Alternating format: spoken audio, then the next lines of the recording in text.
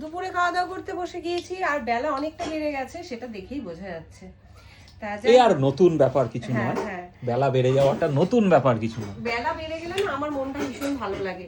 শীতকালটা পার্সোনালি আমার একদম অপছন্দের, মানে শীতকালটা আমার ভালো লাগে না।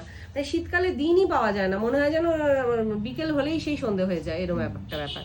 আর গরমকালটা বেশ অনেকটা বড় বেলা পাওয়া যায়, আমার মনটা বেশ ফুরফুরে হয়ে যায়। আর বিশেষ করে এই বসন্তকালটা তো আমার ভীষণ ভালো লাগে।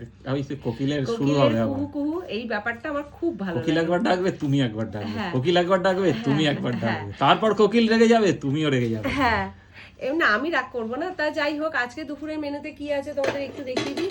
আজকে আলু ভাতে ঘি, আর সাথে হচ্ছে ঘিটা কি ঘি? বেঙ্গল মার্কা ঘি, বেঙ্গল মার্কা ঘি। আর সাথে রয়েছে পনির আলুর একটা এরকম পাতলা ঝোল। তা এই হচ্ছে আজকে দুপুরের মেনু, আর কিন্তু কিছু নেই। কেন হলো আজকে শুধু এই মেনু?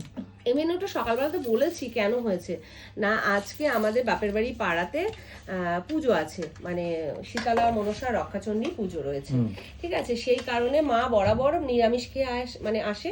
তা সেই কারণে আজকে মা বললো যে নিরামিষ করবি, হ্যাঁ অবশ্যই, তুমি নিরামিষ খাও, আর সেখানে আমার বাড়িতে কিভাবে আমিষ হবে। আর একবেলারই রান্না হয়েছে, কারণ রাত্রিরে আমাদের ভোগের শুধু খিচুড়ি না আরো কিছু হবে?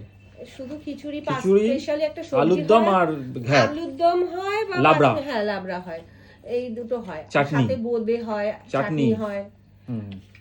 কখন যাবে? যাবে তো ওখানে? ইচ্ছা তো ছিল। বিকেল বিকেল দেবে, হ্যাঁ। তাহলে একটা টোটো বলতে হবে তো। চলো খেয়ে নি আগে, খিদেও লেগেছে খুব।